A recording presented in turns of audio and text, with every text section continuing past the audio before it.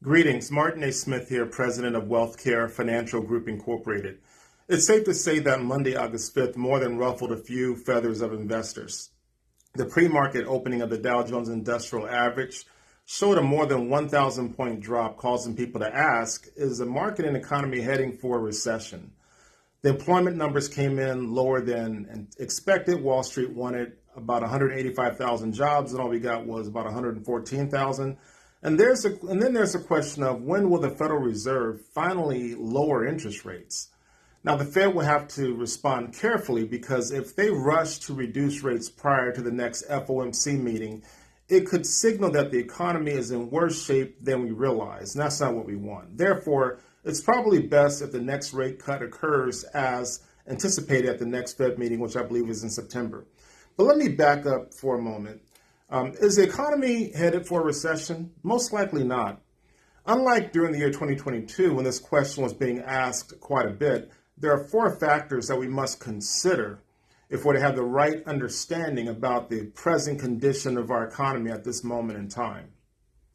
So there are three tailwinds and one headwind I want to talk about. And the first tailwind is inflation. Inflation has been on a steady downward trend, and it could moderate in 2024 and drop below the Fed target of 2%. Second, interest rates. Interest rates rose from 1.5% to 4% in 2022, but we now forecast that long-term interest rates are on a multi-year downward trend. Thirdly, easing monetary policy. Unlike 2022, when the Fed embarked on one of the fastest and steepest monetary tightenings since the 1980s, now inflation is trending lower, and the Fed can finally begin to set their sights on cutting interest rates. Hopefully, we'll get 2 rate cuts this year, and preferably a 50 basis point cut each. And the one headwind is slowing economic growth. So yeah, economic growth is slowing. As I stated earlier, job numbers were expected to be about 185,000 jobs, and we got 114,000. So a common refrain that we're hearing is that we may see slow growth for the remainder of 2024, possibly some stagnation in the first quarter of 2025, and then the second half of 2025, hopefully, as monetary policy works its way through the economy, we'll see the market pick up and grow stronger from there. Now, you may be asking yourself, where do I go from here? Or how should my portfolio be allocated in light of where the economy is today and where it might be heading in the future?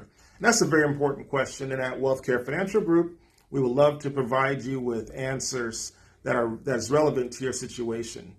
Our approach, however, is simple. We ask that you schedule an appointment on our calendar, and then when we meet, we will conduct a comprehensive portfolio review and comparative investment analysis, including provide you with recommendations that are suitable based on your risk tolerance, your retirement horizon, if retirement is in your future, and or your income needs, etc.